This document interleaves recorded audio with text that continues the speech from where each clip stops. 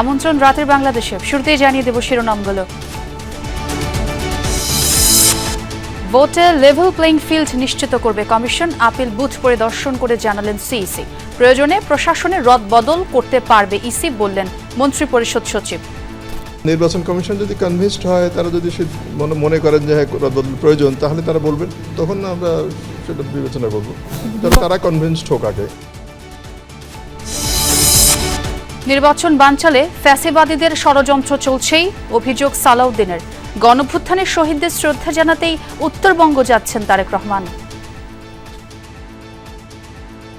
অভ্যুত্থানের শহীদদের আমরা ধারণ করি এবং আমাদের সেই চেতনাকে ঊর্ধ্বে তুলে ধরতে হবে, তার জন্যেই তার যাওয়া। এখানে নির্বাচন আচরণবিধির কোনো বিষয় নেই। আগে থেকে ওত পেতেছিল মুসাব্বিরের ঘাতকরা, ফুটেজ দেখে দুইজনকে শনাক্ত, বিচার চায় পরিবার। শনিবার স্বেচ্ছাসেবক দলের বিক্ষোভ। দাবি মানার আশ্বাসে ধর্মঘট প্রত্যাহার করল এলপি গ্যাস ডিলাররা। দোকান বন্ধ থাকায় দিনভর বিপাকে সাধারণ মানুষ। টাইম মতো গ্যাস পাইতেছি না, গ্যাস শেষ হয়ে যাওয়ার পর দোকানে যাই, গ্যাস নাই। সকাল থেকে গ্যাসের দোকান যতগুলো আছে খুঁজতেছি, কোনো দোকানে গ্যাস পাচ্ছি না। কয়েকটা দোকানে এলাকা ঘুরিয়েছি আমি, এখন গ্যাস পাই না। আমাদের হোটেল বন্ধ হয়ে যেতেই আছে। 103 জনকে গুম ও হত্যার অভিযোগে জিয়াউল আহসানের বিরুদ্ধে চার্জ গঠনের আদেশ 14 জানুয়ারি। তার বিরুদ্ধে সাক্ষ্য দেবেন সাবেক সেনাপ্রধান ইকবাল করিম ভূঁইয়া। শরীয়তপুরে ককটেল বিস্ফোরণে 2 জন নিহত, বোমা বানানোর সরঞ্জাম উদ্ধার। আওয়ামী লীগের 2 গ্রুপের আধিপত্য বিস্তারের জেরে এই হত্যাকাণ্ড। মার্কিন ভিসা বন্ড তালিকায় নাম ওঠায় অন্যান্য দেশেও জটিলতায় পড়তে পারে বাংলাদেশিরা। কিছুই করার নেই সরকারের। পলিসিগত দায়িত্ব যদি কারো থাকে, সেটা হলো পূর্ববর্তী সব সরকারের আছে, সেটাকে আমরা পরিবর্তন করতে পারিনি, পরিবর্তন করা সম্ভব না। কারণ মানুষের এই নড়াচড়া বন্ধ করার সাধ্য এই সরকারের নাই।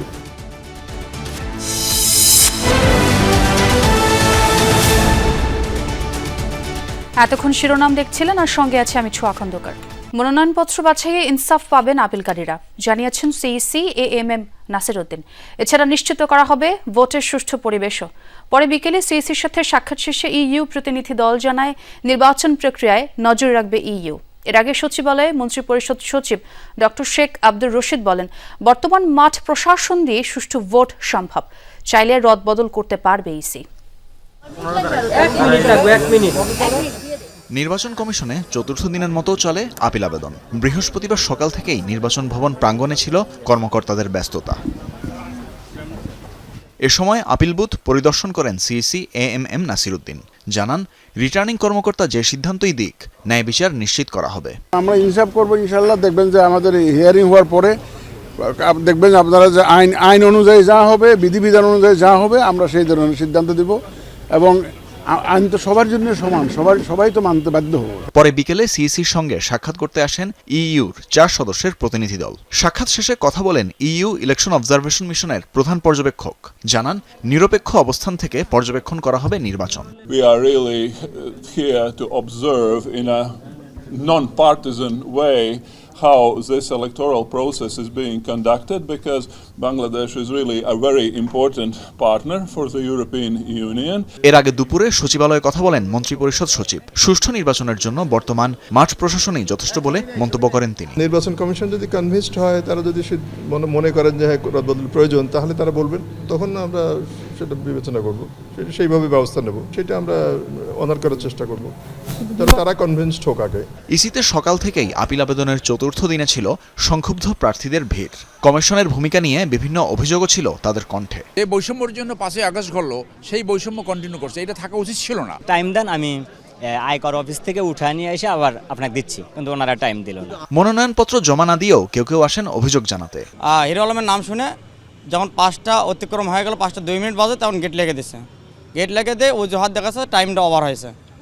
আদৌ আমি টাইমটা ওভার করে যাইনি, আমি আগে গিয়েছিলাম। নির্বাচন কমিশন যেন দায়হীন, তারা চাচ্ছে যে অথচ এই সিডি অকার্যকর হওয়ার জন্য তাদের এই দায় নিতে হয়। চতুর্থ দিনে 100-র বেশি আপিল গ্রহণ করেছে ইসি। তানভীর মৌসুম, যমুনা নিউজ, ঢাকা। পতিত ফ্যাসিবাদী শক্তি নির্বাচন বানচালের নানা ষড়যন্ত্র অব্যাহত রেখেছে বলে মনে করে বিএনপি। দলটির স্থায়ী কমিটির সদস্য সালাউদ্দিন আহমদ বলেন, মুসাব্বির হত্যাকাণ্ডের মতো বিচ্ছিন্ন ঘটনা নির্বাচন আয়োজনে প্রভাব ফেলবে না।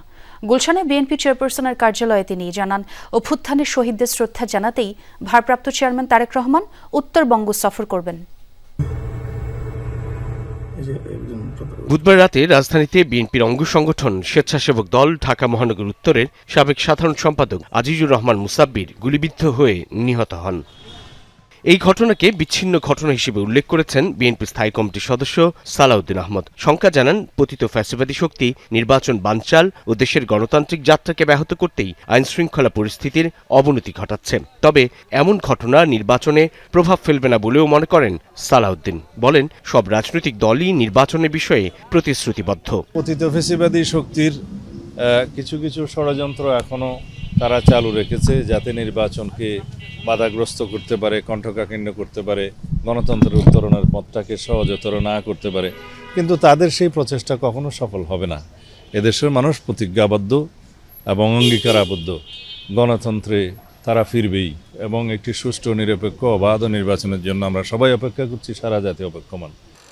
গুলশানে বিএনপি চেয়ারপারসনের কার্যালয়ের সামনে সাংবাদিকদের মুখোমুখি হন বিএনপির এই নেতা। বলেন, নির্বাচনের লেভেল প্লেইং ফিল্ড নিয়ে কারো অভিযোগ থাকলে ইসিকে জানাতে পারে। অভ্যুত্থানের শহীদদের আমরা ধারণ করি এবং আমাদের সেই চেতনাকে ঊর্ধ্বে তুলে ধরতে হবে।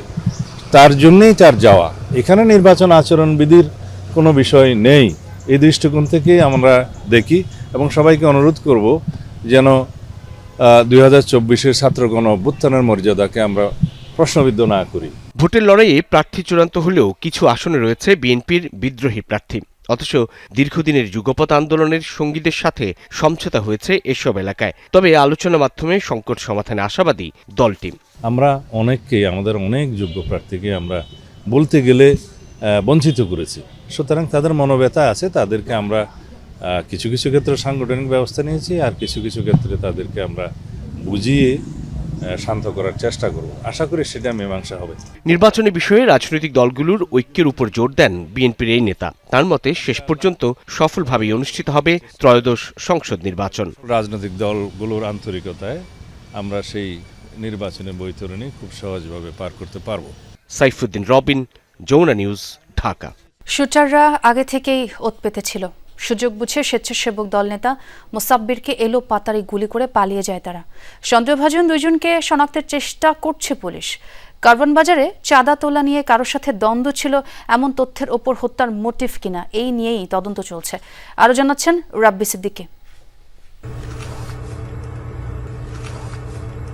তেজগাঁও তেস্তুরি বাজার এলাকায় আহসানুল্লাহ গলি থেকে দৌড়ে পালাচ্ছে দুই যুবক। তারা অস্ত্রধারী। সন্দেহভাজন এরাই মোসাব্বিরকে এলোপাতারি গুলি করে। সিসি ফুটেজে দেখা যায় সন্দেহভাজন দুজন ঘটনার পরপরই এই যে তেস্তুরি বাজারের গলি, এই গলি দিয়ে তারা বেরিয়ে যায়। একজন যায় কারণ বাজারের ওই পাশটায়, আরেকজনকে দেখা যায় যে ফার্ম গেটের এই দিকটাতে পালাতে। পুলিশের ধারণা এই দুজনই মোসাব্বিরকে হত্যা করেছে। সিসি ফুটেজে যাদের দেখা যাচ্ছে তারা নাকি সেদিন বিকেল থেকে ওই গলিতেই ঘোরাফেরা করছিল বলে জানায় এলাকাবাসী। আমরা দুপুর থেকে দেখছি যে এরকম ছিল, তো আবার কিছুক্ষণ পরে দিকে হঠাৎ নাই। আবার ওরা হয়তো বিভিন্ন কালক্ষেপণ করতে চাইছিল যে, বা লোকেশনটা বুঝতে চাইছিল যে কোন সময় থাকা উচিত।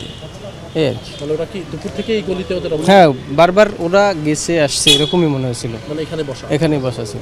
মোসাব্বির ভাই ফোনে কথা বলতেছে এই গলিতে আসার পরে, তো পিছ থেকে একটা বাইক আসছিল, ফার্স্টে একটা গুলি করছে।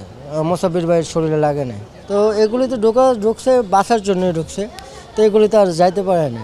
পরে এগুলি থেকে বের হয়ে মানে মেন রাস্তা দিয়ে দৌড় দিব, সেকেন্ডের ভিতরে বাইক আই পড়ছে, মানে এই সামনে দিয়ে আসার পরে বাইকটা থামানোর সাথে সাথে 4টা গুলি করছে ঢুকে। স্থানীয়রা বলছেন, মোসাব্বিরের সঙ্গে কারওয়ান বাজারের এক যুবদল নেতার সাথে দ্বন্দ্ব ছিল। কারো মতে নিজ এলাকায় প্রভাব বিস্তারও হতে পারে কারণ। পাশের গেটের সামনে দৌড় যায়, হঠাৎ করে পড়ে গেছে। পড়ে যাওয়ার পরে অনেকে আইসে আয়া দৌড়াদৌড়ি করে পরে একটা ভ্যানি করে নিয়ে গেছে। হসপিটালে। হত্যার ঘটনায় মামলা করেছে পরিবার। আসামি অজ্ঞাত 5 জন। পুলিশ জানায় অন্ধকার গলিতে আগে থেকে ওত পেতেছিল অস্ত্রধারীরা। সিসি ফুটেজে 2 জনকে দেখা গেছে। খুনের মোটিভ চাঁদাবাজি কিনা তা খতিয়ে দেখা হচ্ছে। আমরা মানে বলার মতো অবস্থায় এখনো আসি নাই, তবে আপনি যেটি বললেন সেই ইস্যুটি নিয়েও আমরা আগাচ্ছি। সিসি ক্যামেরা ফুটেজ বিশ্লেষণে 2 জনকে দেখতে পেয়েছি। ফাইন্ড আউট করার জন্য আমরা কাজ করে যাচ্ছি। এছাড়াও লোকাল সোর্সের মাধ্যমে আমরা কোন অবস্থার প্রেক্ষিতে ঘটনাটি ঘটেছে এই বিষয়টি খুঁজে বের করার চেষ্টা আমাদের চলমান। এই ঘটনার অন্যতম চাক্ষুষ সাক্ষী কারওয়ানবাজার ভ্যান চালক সমিতির সাধারণ সম্পাদক সুফিয়ান ব্যাপারী ওরফে মাসুদ। সে নিজেও গুলিবিদ্ধ হয়ে এখন ঢাকা মেডিকেলে চিকিৎসাধীন। তার বক্তব্য পাওয়া গেলে হত্যাকারীদের শনাক্ত করা সহ হত্যার মোটিভ সম্পর্কে আরও স্পষ্ট ধারণা পাবেন বলে আশা করছে পুলিশ। মোসাব্বির ঢাকা মহানগর উত্তর স্বেচ্ছাসেবক দলের বহিষ্কৃত সাবেক সাধারণ সম্পাদক। রাব্বি সিদ্দিকী, যমুনা নিউজ, ঢাকা। আজিজুর রহমান মুসাব্বির হত্যার ঘটনায় শনিবার সারাদিন বিক্ষোভ মিছিলের ডাক দিয়েছে স্বেচ্ছাসেবক দল। দুপুরে নয়াপল্টনে তার জানাজায় অংশ নিয়ে এই কথা জানায় দলীয় নেতারা। পরিবারের দাবি, প্রায় মৃত্যুর শঙ্কার কথা জানাতেন মুসাব্বির। পরিকল্পিত এই হত্যাকাণ্ডের সুষ্ঠু তদন্ত এবং বিচার দাবি করেন তারা। সকালে আজিজুর রহমান মুসাব্বিরের মরদেহ নেওয়া হয় ঢাকা মেডিকেলের মর্গে। সেখানেই সম্পন্ন হয় ময়নাতদন্ত। মর্গের বাইরে মুসাব্বিরের স্ত্রী সাংবাদিকদের জানান, যে কোনো সময় মেরে ফেলা হতে পারে এমন আশঙ্কার কথা প্রায়ই বলতেন মুসাব্বির। হত্যাকাণ্ডের বিচার দাবি করে তিনি বলেন, সুষ্ঠু তদন্ত না হলে অনেক পরিবার নিঃস্ব হয়ে যাবে। প্রায় সময় বলতো যে আমার তো অনেক শত্রু হয়ে গেছে, আমাকে যে কোনো সময় মেরে ফেলবে, তোমরা জানতেও পারবে না, হুট করে দেখবে একদিন আমাকে মেরে ফেলছে। আশা করি আইন শৃঙ্খলা বাহিনী ওনারা জরুরি পদক্ষেপ নেবেন। আর এই ঘটনা তো ঘটতেই আছে, আগেও ঘটছে, এখনও ঘটতেছে, ইন ফিউচারেও হয়তো বা হবে। তো এগুলো আর সুষ্ঠু তদন্ত না হলে আমার মতো অনেক ফ্যামিলি এরকম হয়ে যাবে। তার দীর্ঘদিনের রাজনৈতিক সহকর্মীদের জোরালো দাবি, সিসিটিভি ফুটেজ দেখে আইন শৃঙ্খলা বাহিনী যেন দ্রুত ও কার্যকর ব্যবস্থা গ্রহণ করে। আজিজুর রহমান মুসাব্বির এই ফ্যাসিস্ট সরকারে বিতরণ করার জন্য সর্বোচ্চ ত্যাগ স্বীকার করে আজকে যখন ফ্যাসিস্ট চলে গেল, আমরা আমাদের ভাইকে হারালাম। এই ধরনের হত্যাকাণ্ডের তীব্র প্রতিবাদ জানাই। এই ধরনের হত্যাকাণ্ড যাতে আমার এই বাংলাদেশের প্রিয় মাতৃভূমিতে না হয়, আমি সকলকে সতর্ক থাকার জন্য আহ্বান করছি। ময়নাতদন্ত শেষে আজিজুর রহমান মুসাব্বিরের মরদেহ নেওয়া হয় রাজধানীর নয়াপল্টনে। সেখানে বিএনপির কেন্দ্রীয় কার্যালয়ের সামনে বাদ জোহর হয় জানাজা। স্বেচ্ছাসেবক দলের পক্ষ থেকে ঘোষণা করা হয়, খুনিদের গ্রেফতারের দাবিতে শনিবার সারাদিন হবে বিক্ষোভ মিছিল। দ্রুততম সময়ে আসামিদের আইনের আওতায় আনা না হলে আরও কঠোর কর্মসূচি দেয়া হবে বলেও জানান তারা। আগামী শনিবার দিন ঢাকা মহানগর সহ সারা বাংলাদেশের সকল মহানগরী এবং সকল জেলা পর্যায়ে বিক্ষোভ মিছিল ও সমাবেশের কর্মসূচি ঘোষণা করছি। Redwan Ahmed, Jamuna news, Dhaka. LP gas cylinder বিক্রি বন্ধের সিদ্ধান্ত প্রত্যাহার করেছেন ব্যবসায়ীরা। বিইআরসির সাথে বৈঠকে দাবি পূরণের আশ্বাসের পরই তারা ধর্মঘট তুলে নেয়। তবে রাজধানী সহ সারা দেশে সিলিন্ডার গ্যাসের চরম সংকট রয়েছে।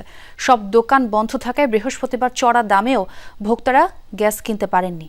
কোথাও গ্যাস সিলিন্ডার মিলছে না, এতে বাসাবাড়ি ও খাবার হোটেলগুলো বিপাকে পড়েছে।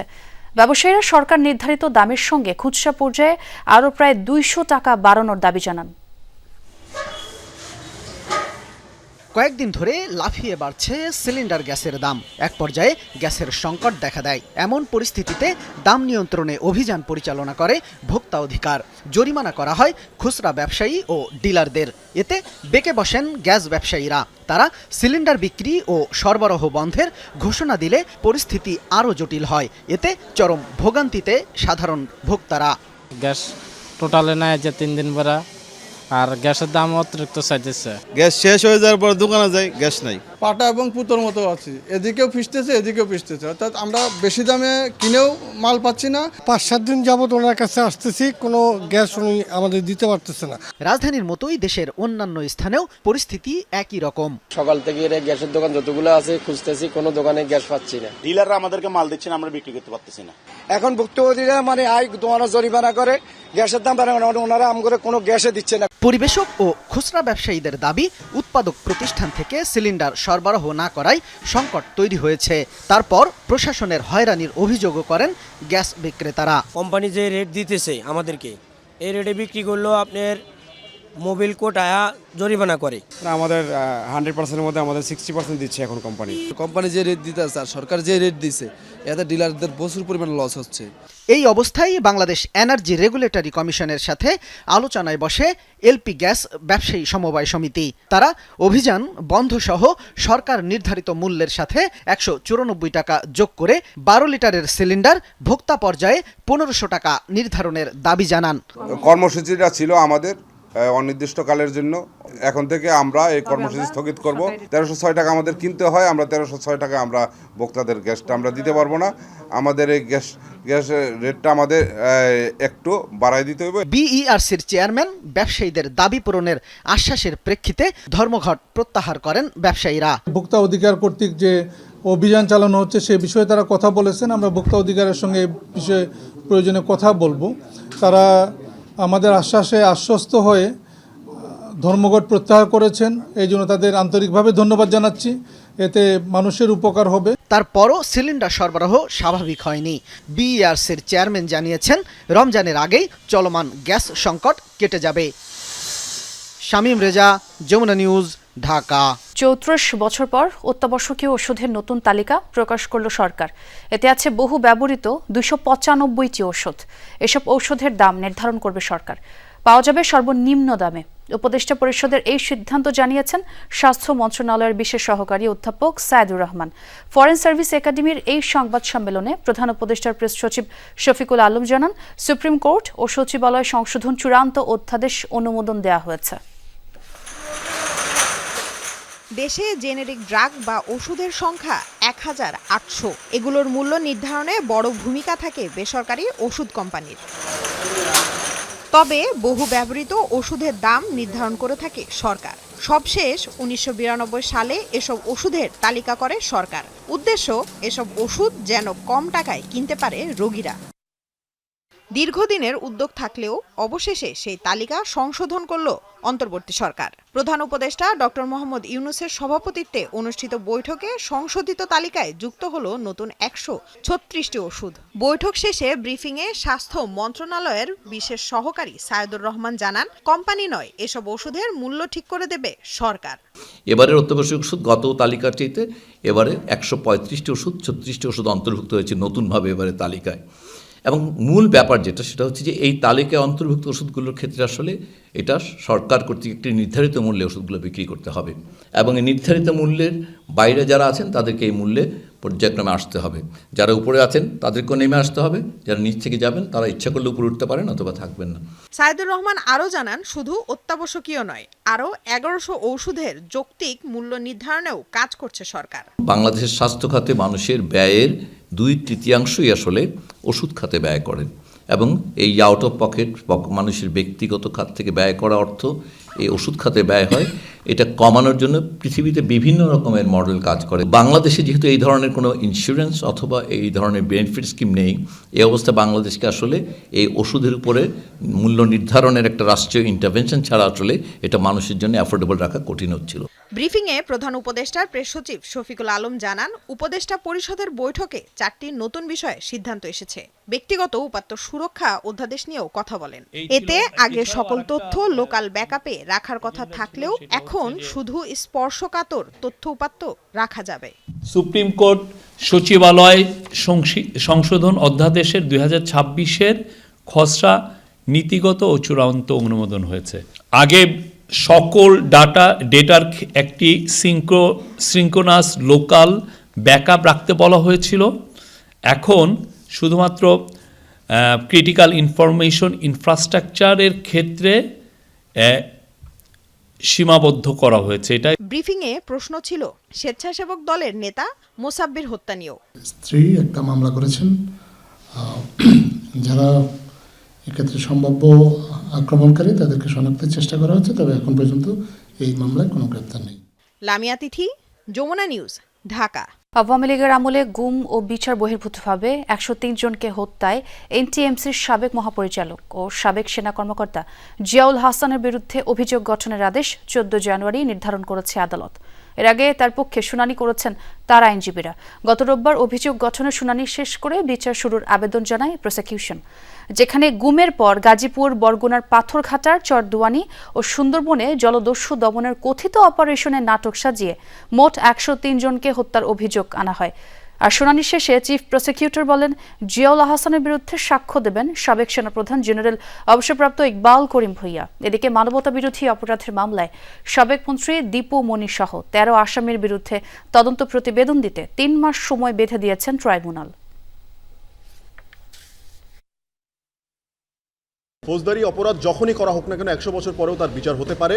সুতরাং 15 বছর পরে বিচার কেন করা হচ্ছে বা ইত্যাদি, এই প্রশ্নটা আসলে অবান্তর। এবং এটার আরেকটি গুরুত্বপূর্ণ অ্যাঙ্গেল রয়েছে, যেটা চিফ প্রসিকিউটর আদালতে ক্লিয়ার করেছেন, যে 15 বছর পরে বিচার হচ্ছে কারণ এর মধ্যে জুলাই সংঘটিত হয়েছে। সরকারের পক্ষ থেকে, স্বরাষ্ট্র মন্ত্রণালয় থেকে সিদ্ধান্ত হয়েছিল এবং এটা কমব্যাট অপারেশন হয়েছিল। এই ঘটনার প্রেক্ষিতে আজকে এই যে superior responsibility or any other tribunal act attract করে কোনো মামলা চলতে পারে না বলে আমি দাবি করেছি। জনতা ব্যাংক থেকে 134 কোটি টাকা আত্মসাতের অভিযোগে ক্ষমতাচ্যুত প্রধানমন্ত্রী শেখ হাসিনার বেসরকারি শিল্প ও বিনিয়োগকারী উপদেষ্টা ও বেক্সিমকো গ্রুপের ভাইস চেয়ারম্যান সালমান এফ রহমানের বিরুদ্ধে মামলা করেছে দুদক। প্রতিষ্ঠানটির ডিজি জানিয়েছেন, সালমানের বিরুদ্ধে অর্থ পাচার সহ বিভিন্ন ব্যাংক থেকে ঋণের নামে অর্থ আত্মসাৎ ও পাচারের আরও অনুসন্ধান চলমান রয়েছে। আমরা খুবই এমন একটা সময়, শেখ হাসিনার পতনের পর আওয়ামী লীগ সরকারের সুবিধাভোগী ব্যবসায়ীদের দুর্নীতির খোঁজে টাস্কফোর্সের মাধ্যমে অনুসন্ধানের নামে দুদক। সে অনুযায়ী বেক্সিমকো গ্রুপের ভাইস চেয়ারম্যান সালমান এফ রহমানের বিভিন্ন ব্যাংক থেকে প্রায় 36,000 কোটি টাকা আত্মসাৎ ও পাচারের অভিযোগ অনুসন্ধান করছে প্রতিষ্ঠানটি। এর মধ্যে জনতা ব্যাংক থেকে জালিয়াতির মাধ্যমে 136 কোটি টাকা আত্মসাতের অভিযোগের প্রমাণ পেয়েছে দুদক। বর্তমানে কারাগারে থাকা সালমান এফ রহমান নিজেদের মধ্যে আমদানি রপ্তানি দেখিয়ে এলসির মাধ্যমে এই টাকা ঋণ নেয়, পরে তা আত্মসাৎ করেছে। এই অভিযোগে মামলা করেছে সালমান এফ রহমান সহ সংশ্লিষ্ট 22 জনের বিরুদ্ধে। 136 কোটি টাকারও বেশি অর্থ আত্মসাৎ সহ স্থানান্তর, রূপান্তর এবং হস্তান্তর করার অপরাধ অনুসন্ধানকালে প্রমাণিত হয়েছে। এই কারণে অভিযোগ সংশ্লিষ্ট জনাব সালমান ফজলুর রহমান, সাবেক সংসদ সদস্য ও ঢাকা 1 সহ মোট 22 জন কর্মচারীর বিরুদ্ধে আরও একটি মামলা রুজুর সিদ্ধান্ত গৃহীত হয়েছে। দুদকের আবেদনের প্রেক্ষিতে ভোলা 2 আসনের সাবেক সংসদ সদস্য আলী আজম মুকুল ও তার স্ত্রী জাহানারা ইয়াসমিনের 8টি ব্যাংক হিসাব অবরুদ্ধের নির্দেশ দিয়েছে আদালত। ময়মনসিংহ 10 আসনের সাবেক সংসদ সদস্য ফাহমি গোলান্দাজ বাবেলের ঢাকার গুলশান ও ধানমন্ডির 2টি ফ্ল্যাট সহ ময়মনসিংহের 16 একর জমি জব্দের আদেশ দিয়েছেন আদালত। রাজীব আহমেদ, যমুনা নিউজ, ঢাকা। শরীয়তপুরের জাজিরায় ককটেল বিস্ফোরণে 2 জন নিহত হয়েছেন, আহত হয়েছেন 1 জন। ভোরে বিলাসপুর ইউনিয়নের মুলাই ব্যাপারী কান্দি এলাকায় এই ঘটনা ঘটে। প্রাথমিকভাবে পুলিশের ধারণা বোমা বানানোর সময় কিংবা মজুদ থেকে এই বিস্ফোরণের ঘটনা ঘটেছে। জিজ্ঞাসাবাদের জন্য 2 জনকে অবশ্য আটকও করেছে পুলিশ। আহত আরেকজন আশঙ্কাজনক অবস্থায় হাসপাতালে চিকিৎসাধীন। টিনের ঘর আর আশপাশের চিত্র দেখেই বোঝা যায় বিস্ফোরণের তীব্রতা। ভোরের দিকে বিকট শব্দে ঘুম ভাঙে শরীয়তপুরের জাজিরার বিলাসপুর ইউনিয়নের মুলাই ব্যাপারী কান্দি গ্রামের বাসিন্দাদের। বাড়িটি স্থানীয় সাগর ব্যাপারীর। তার পরিবারের সদস্যরা জানায়, নতুন ঘরটি পুরোপুরি নির্মাণ না হওয়ায় সেখানে থাকতো না কেউ। কিভাবে বিস্ফোরণের ঘটনা ঘটল সে সম্পর্কে কিছু জানা নেই বলেও দাবি তাদের। আমার ঘর হবে তৈরি, আমি করতেছি, কমপ্লিট এখনো করিনি, মাত্র চাল খাড়া করছি আর পাশে পুচি কিছু বেড়া দিতেছি, পাকঘরও হয়নি, কিছু হয়নি। দ্বারা আমার নতুন হবে বাবু হয়েছে, আমি যাই না আজকে 20-25 দিন ধরে ওদের পাড়াও দিতে পারিনি, কি হয়েছে না হয়েছে আমি কিচ্ছু জানি না। বোমের শব্দ শুনছি, কই ফুটছে হেরো জানি নাই, বুঝছেন, জানি নাই আমরা। হ্যাঁ সে পরে শুনলাম যেন বলে হ্যাঁ ফুটছে, কেমনে ফুটছে, না কে ফুড়াইছে না কি সেও জানি না। পরে সকালে শুনি কি যেন ওই রসুন খেতে একটা লাশ। শব্দ শুনে ঘটনাস্থলে যায় পাড়া প্রতিবেশী। পরে বাড়ির কিছুটা দূরে ক্ষেতের মধ্যে মেলে পাশের এলাকার সোহান ব্যাপারীর রক্তাক্ত মরদেহ। গুরুতর আহত অবস্থায় 2 জনকে উদ্ধার করে হাসপাতালে পাঠানো হলে চিকিৎসাধীন অবস্থায় মারা যান 1 জন। সোহানের মৃত্যুর খবর পাওয়ার পর থেকেই তার বাড়িতে শোকের মাতম।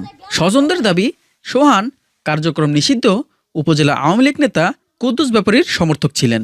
আধিপত্য বিস্তার নিয়ে দীর্ঘদিন ধরেই বিরোধ চলছে কুদ্দুস ব্যাপারী ও স্বেচ্ছাসেবক লীগ নেতা জলিল মাতবরের সমর্থকদের মধ্যে। সোহান দীর্ঘদিন জলিলের দলে থাকলেও পরে যোগ দেন কুদ্দুসের দলে। এরই জেরে তাকে হত্যা করা হয়েছে বলে অভিযোগ স্বজনদের।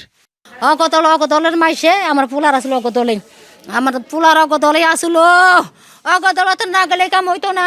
ওরা একদিনও রাত্রে শুইতে পারে না ঘরে, ওরা হইলে মনে করে নিয়ে আসামি, এই যে সরকারবাদী আসামি, ঠিক আছে। ওরা এলাকার খানে খানে ঘুমায়, কতদিন এই ছাদেও ঘুমাইছে। কালকে রাত্রের ঘটনাটা ওই যে ঘুমায় রয়েছে নাসির ব্যাপারী এটা করছে। নাসির ব্যাপারী খবর পাইছে, ওরা যে ওই জায়গায় শুয়ে রয়েছে, নাসির ব্যাপারী এই ঘটনা ঘটাইছে। এটা আমরা সুস্থ বিচার চাই, নাসিরের ফাঁসি চাই। স্থানীয়রা জানায় এর আগে আধিপত্য বিস্তার নিয়ে সংঘর্ষের ঘটনায় মামলা হলে পালিয়ে বেড়াচ্ছিলেন সোহান। এক এক সময় এক এক স্থানে আত্মগোপনে থাকতেন। বোমা মনে করেন এটা বিক্রিও করে, আবার এটা মায়েরও এরা কাজও খাটায়। এরা সকালে শুনি যে এরা বম বানাইছিল, বম বানাইতে যায় আহত হয়েছে, মারা গেছে। এই দেশের নাম শুনলো মাসে ঘৃণা করে। এখন এই দেশে এই কারে কোন জায়গা দিয়া দুইটা দল কারে কোন জায়গা দিয়া মারবো, সবাই সুযোগ খোঁজে। প্রাথমিকভাবে পুলিশের ধারণা বোমা বানানোর সময় কিংবা মজুদ থেকে এই বিস্ফোরণের ঘটনা। মিলেছে বোমা তৈরির সরঞ্জাম। আমাদেরকে খুঁজে বের করতে হবে যে এই বোমা তৈরির ক্ষেত্রে কারা আসলে বেসিক্যালি বেশি বেনিফিট হচ্ছে, সেই উৎস যোগানদাতা কারা হচ্ছে বোমার ম্যাটেরিয়ালগুলো তৈরি করতেছে কারখানা। সেটা প্রাথমিকভাবে যেটা মনে হচ্ছে যে ইনিশিয়ালি আমরা যেটা জানতে পেরেছি যে এই এলাকার অধিকাংশ লোকজনই নাকি এই বিষয়টা জানে, কীভাবে তাদেরকে বোমা সরঞ্জাম পেলে তারা বানাইতে পারে। তো সরঞ্জামগুলোকে আসলে আমাদেরকে আসলে আইডেন্টিফাই করতে হবে কোথা থেকে তারা উৎস করতে হবে। দুপক্ষের মধ্যে 2 যুগেরও বেশি সময় ধরে চলা এই সংঘাতে শুধু ককটেল বিস্ফোরণেই প্রাণ গেছে 10 জনের, আহত হয়েছেন শতাধিক। SM Shakil, Jamuna news, Shariatpur. গাজীপুরে আগুনে পুড়ে গেছে তুলা ও ঝুটের 6টি গোডাউন। পুড়ে গেছে বিপুল পরিমাণ মালামালও। আগুন লাগার কারণ ও ক্ষয়ক্ষতির পরিমাণ এখনও জানা যায়নি। ফায়ার সার্ভিস বলছে পাশাপাশি লাগোয়া ঝুট গোডাউন আর বাতাসের বেগের জন্যই দ্রুত ছড়িয়েছে এই আগুন। গাজীপুরের কোনাবাড়ির দেওয়ালিয়াবাড়ি এলাকায় একটি গোডাউনে আগুন লাগে বৃহস্পতিবার বিকেল 4টার দিকে। বাতাসের কারণে তা অল্প সময়ে ছড়িয়ে পড়ে আশেপাশের এলাকায়। ফায়ার সার্ভিসের 6 ইউনিট আগুন 3.5 ঘন্টার চেষ্টায় নিয়ন্ত্রণে আনলেও ততক্ষণে তুলা ও ঝুটের 6টি গোডাউন পুড়ে ছাই হয়ে যায়। আগুন লাগছিল এই গোডাউনের পিছনে, এই গোডাউনের পিছনে আগুন লাগে সামান্য, ওই গোডাউনের ইরুটো কোনার বল লাগেছে, মানে 1 মিনিটও সময় লাগে নাই, 1 মিনিটও লাগে নাই, তার ভিতরে পুরোটা 2-3 গোডাউন একবারে ছাই গেল। তীব্রতা অনেক বেশি ছিল, তো ওই পাশে গোডাউনে অনেক মাল ছিল, ওই মাল সরাইছি। বেশি বাতাস ছিল, বাতাসে অনেক মানে গোডাউন পাক মারে আগুনটা চারিদিকে সরা যায়। ডিফল 9-এ কল দেওয়ার পরে দিয়া এই ফায়ার সার্ভিস টিম আসছে, তেমন কোনো মাল বের করা একবারই সম্ভব হয় নাই। বৈদ্যুতিক শর্ট সার্কিট থেকে আগুনের সূত্রপাত বলে প্রাথমিক ধারণা। তদন্ত শেষে আগুন লাগার কারণ নিশ্চিত হওয়া যাবে বলে জানিয়েছে ফায়ার সার্ভিস। এখানে বাতাসের অনেক গতিবেগ ছিল আজকে, এবং সবচেয়ে বড় কথা চারদিকে লাগানো আপনার জুট গোডাউন, তো অনেকগুলো গোডাউন, ইট ইজ মোর দেন 100। বেশিরভাগ জুট গোডাউনে আমাদের অনুমোদন নাই, যেগুলো ধরেন আইনকে ফলো করে তারা আমাদের অনুমোদন পেতে পারে। ঝুঁকি কমাতে শিল্পাঞ্চলে অগ্নি নিরাপত্তা জোরদারের দাবি জানিয়েছেন স্থানীয়রা। শরীফ ফারুকি, যমুনা নিউজ। চট্টগ্রামের মিরসরাইয়ে পেট্রোলিয়াম কর্পোরেশনের পাইপলাইন ছিদ্র করে তেল চুরির ঘটনায় একজনকে আটক করেছে পুলিশ। আটক হওয়া নূরজাহান বেগম চুরির অভিযোগে অভিযুক্ত, তবে মূল অভিযুক্ত আমিরুল ইসলামকে এখনও আটক করা যায়নি। স্থানীয়রা জানায় 1 মাস আগে হাদি ফকিরহাট এলাকায় পেট্রোলিয়াম কর্পোরেশনের তেল সঞ্চালন লাইনের উপর একটি টিন শেডের ঘর নির্মাণ করে আমিরুলও তার কয়েকজন সহযোগী। 12 ফুট নিচে থাকা তেলের পাইপ ফুটো করে অবৈধভাবে তেল উত্তোলনের কাজও চলছিল বেশ কিছুদিন ধরেই। বুধবার রাত থেকে অনিয়ন্ত্রিতভাবে তেল বের হয়ে আশপাশের ডোবায় ছড়িয়ে পড়ে। স্থানীয়রা তেল ভাসতে দেখলে অবৈধভাবে তেল উত্তোলনের ঘটনা ধরা পড়ে। এই ঘটনায় উত্তেজনা ছড়িয়ে পড়ে। খবর পেয়ে পুলিশ ও ফায়ার সার্ভিস এসে পরিস্থিতি নিয়ন্ত্রণে আনে। যুক্তরাষ্ট্রের ভিসা জামানতের তালিকায় বাংলাদেশের নাম ওঠার দায় নেবে না সরকার। পররাষ্ট্র উপদেষ্টা বলছেন আগের সব সরকারের নীতির জন্য এই পরিণতি। জানান যুক্তরাষ্ট্রের সোশ্যাল কার্ড বা সামাজিক সুরক্ষা গ্রহণকারীদের তালিকায় বাংলাদেশিরা শীর্ষে থাকায় এমন সিদ্ধান্ত খানিকটা প্রত্যাশিতই। এদিকে এই ঘটনায় দেশের ভাবমূর্তি নষ্টের পাশাপাশি অন্যান্য দেশের ভিসার ক্ষেত্রেও প্রভাব পড়তে পারে বলে শঙ্কা বিশেষজ্ঞদের। মাহফুজ মিশুর রিপোর্ট। যুক্তরাষ্ট্র একটু ভালো থাকার আশায় বিভিন্ন দেশের অসংখ্য মানুষের কাঙ্ক্ষিত গন্তব্য দেশটি। সেই স্বপ্ন আরও কঠিন করে তুলেছে ডোনাল্ড ট্রাম্প প্রশাসন। সম্প্রতি অভিবাসনের সেই সব কঠিন শর্তের বেড়াজালে বাংলাদেশেরও নাম। ভিসা নিতে সর্বোচ্চ $15,000 অর্থাৎ প্রায় 18 লাখ টাকা জমানত দিতে হবে মার্কিন দূতাবাসে। এই তালিকায় আছে গৃহযুদ্ধ বিধ্বস্ত আফ্রিকার প্রায় ব্যর্থ কিছু রাষ্ট্র, এশিয়া ও মধ্য আমেরিকার অতি দরিদ্র কিছু দেশ, যুক্তরাষ্ট্রের কালো তালিকায় থাকা কিউবা, ভেনেজুয়েলা সহ মোট 38টি দেশ। দক্ষিণ এশিয়ার নেপাল, ভুটান থাকলেও নেই পাকিস্তান, এমনকি আফগানিস্তানেরও নাম। কেন বাংলাদেশের এই পরিণতি, আর এর দায়ী বা কার? আমেরিকানদের স্ট্যাটিস্টিক্স দেখেছেন যে যারা ওখানে ওদের সোশ্যাল সিস্টেম থেকে এভাবে গিয়ে পয়সা নেয় তাদের মধ্যে বাংলাদেশিদের সংখ্যা সর্বাধিক। তাহলে তারা যদি কিছু দেশের উপর এরকম নিষেধাজ্ঞা আরোপ করে সেটা মধ্যে বাংলাদেশ থাকবে, এটা আমার কাছে খুব অস্বাভাবিক মনে হচ্ছে না। অবশ্যই দুঃখজনক, অবশ্যই কষ্টকর আমাদের জন্য। এই সমস্যাটা এই 1 বছরের সৃষ্টি হতো, আমি তাও বলতাম যে এই সরকারের কিছু দায় দায়িত্ব আছে। পলিসিগত দায় দায়িত্ব যদি কারো থাকে সেটা হলো পূর্ববর্তী সব সরকারের আছে, সেটাকে আমরা পরিবর্তন করতে পারিনি, পরিবর্তন করা সম্ভব না, কারণ মানুষের এই নড়াচড়া বন্ধ করার সাধ্য এই সরকারের নাই। এমন পরিস্থিতিতে তালিকা থেকে নাম কাটানোর বিষয়ে কি ভাবছে সরকার? আমরা কোনো পদক্ষেপ নিব বা কোনো অ্যাপিল করব বা আপনাদের সঙ্গে ইউএস গভর্নমেন্টের ফর্মাল চ্যানেলে ইনফর্মাল চ্যানেলে কোনো কমিউনিকেশন? এটা মাত্র হয়েছে, এটা অবশ্যই সাধারণ পদ্ধতিতে আমরা যাব, চেষ্টা করবো যেন এটা থেকে আমাদেরকে অব্যাহতি দেওয়া হয়। চেষ্টা তো অবশ্যই করবো। কেবল 18 লাখ টাকা জামানতি নয়, ভিসা পেলেও যুক্তরাষ্ট্রে প্রবেশের ক্ষেত্রে নির্দিষ্ট করে দেওয়া হয়েছে মাত্র 3টি বিমানবন্দর। সেগুলো হলো বোস্টনের লোগান, নিউ ইয়র্কের জন এফ কেনেডি আর ওয়াশিংটনের ডোলাস। প্রশ্ন হলো, যুক্তরাষ্ট্রের এমন সিদ্ধান্ত কি বার্তা দিচ্ছে? বাংলাদেশের জন্য যথেষ্ট দুর্ভোগ নেমে আসবে বলে আমার ধারণা, কেননা বাংলাদেশের ভাবমূর্তি নষ্ট হবে যে ওই তালিকার মধ্যে এখন বাংলাদেশ ঢুকে গেছে, এবং এইটার প্রভাব অন্যান্য অনেক জায়গায় পড়তে পারে। যেমন অন্যান্য দেশও ভিসা নীতির ক্ষেত্রে পরিবর্তন আনতে পারে। দেখা যাবে যে ভিসা পদ্ধতি কড়াকড়ি করা হবে বাংলাদেশিদের জন্য, তো সেটা মোটেই কাঙ্ক্ষিত না। তৌহিদ হোসেন আরও জানান, আইপিএল ইস্যুতে ভারতের আচরণ নিন্দনীয়। এ নিয়ে বিসিবি ও সরকারের অবস্থান অভিন্ন। বলেন, ভারতীয়দের জন্য 3 শহর থেকে বাংলাদেশি ভিসা বন্ধ করেছে সরকার। আমাদের যে মিশনগুলোতে সমস্যা সৃষ্টি হয়েছে সেখানে আমরা আপাতত ভিসা সেকশন বন্ধ রাখতে বলেছি। এ সময় আসে পাকিস্তান থেকে বাংলাদেশের যুদ্ধ বিমান কেনার আলোচনাও। এটা আমি আজকেও বলতে পারবো না, আসলে এটা নিয়ে কথাবার্তা চলছে, যখন হবে আপনারা নিশ্চয়ই জানতে পারবেন। মাহফুজ মিশু, যমুনা নিউজ, ঢাকা। আইসিসিকে আবারও চিঠি দিয়েছে বিসিবি। বিশ্বকাপে ভারত থেকে কেন বাংলাদেশের ম্যাচ শ্রীলঙ্কায় নেওয়া উচিত সেই বিষয়ে ব্যাখ্যা দিয়েছে বোর্ড। আইপিএল থেকে মুস্তাফিজুর রহমানকে নিরাপত্তার কারণে বাদ দেয় ভারতীয় ক্রিকেট বোর্ড। সেই ঘটনার জেরে নিরাপত্তার ঝুঁকিতে ভারত থেকে বাংলাদেশ দলের খেলা শ্রীলঙ্কায় স্থানান্তর করতে আইসিসিকে মেইল করে বিসিবি। রোববার পাঠানো সেই চিঠির উত্তর আসে, যেখানে বাংলাদেশের ভারত সফরকে নিরাপদ বলেছে আইসিসি। তবে বাংলাদেশ সরকার ও বিসিবির ভাবনা ভিন্ন। ক্রিকেটারদের পাশাপাশি দর্শক, গণমাধ্যম ও অন্যান্য সংশ্লিষ্টদের জন্য এই মুহূর্তে ভারত সফর নিরাপদ নয় মনে করছে বাংলাদেশ। সে বিষয়গুলো বিস্তারিত জানিয়ে আইসিসির কাছে নিজেদের ম্যাচ ভারত থেকে সরানোর দাবিটা আবারও জানিয়ে আইসিসিকে দ্বিতীয় মেল পাঠিয়েছে বিসিবি। টাইগারদের বিশ্বকাপে অংশগ্রহণ নিশ্চিত করতে ক্রিকেটে নিয়ন্ত্রক সংস্থার সাথে আলোচনা চালিয়ে যাবে ক্রিকেট বোর্ড। আন্তর্জাতিক প্রসঙ্গ, যুদ্ধ কিংবা আলোচনা উভয় পরিস্থিতির জন্যই প্রস্তুত ইরান। সংবাদ সম্মেলনে এমনটাই মন্তব্য করেছেন ইরানের পররাষ্ট্রমন্ত্রী আব্বাস আরাগচি। ইসরায়েল ও যুক্তরাষ্ট্র কর্তৃক আবারও সামরিক হামলার আশঙ্কায় এমন জবাব দেন তিনি। যে কোনো পরিস্থিতির জন্য পুরোপুরি প্রস্তুত আমরা। যুদ্ধ না চাইলেও সেটির জন্য আমরা তৈরি। তেমনি আমরা প্রস্তুত আলোচনায় বসতেও, তবে সেই আলোচনা হতে হবে পারস্পরিক স্বার্থ ও শ্রদ্ধার ভিত্তিতে। ভারতের নেতৃত্বাধীন আন্তর্জাতিক সৌরজোট আইএসএ থেকে বের হয়ে যাওয়ার সিদ্ধান্তের ঘোষণা দিয়েছে মার্কিন প্রেসিডেন্ট ডোনাল্ড ট্রাম্প। বুধবার নির্বাহী আদেশের মাধ্যমে আইএসএ ও জাতিসংঘের 31 সহ মোট 66 আন্তর্জাতিক সংস্থা থেকে যুক্তরাষ্ট্রকে সরিয়ে নেওয়ার সিদ্ধান্ত জানান ট্রাম্প। কারণ হিসেবে জানান, মার্কিন স্বার্থের বিপরীতে কাজ করায় এসব সংস্থা থেকে বের করে নেওয়া হয়েছে যুক্তরাষ্ট্রকে। ভারতের ওপর 500% শুল্ক আরোপের সম্মতির পরপরই এমন সিদ্ধান্ত বেশ বড় ধরনের প্রভাব ফেলবে দেশটিতে। দর্শক, এই ছিল রাতের বাংলাদেশে। এতক্ষণ যারা সঙ্গে ছিলেন সবাইকে ধন্যবাদ।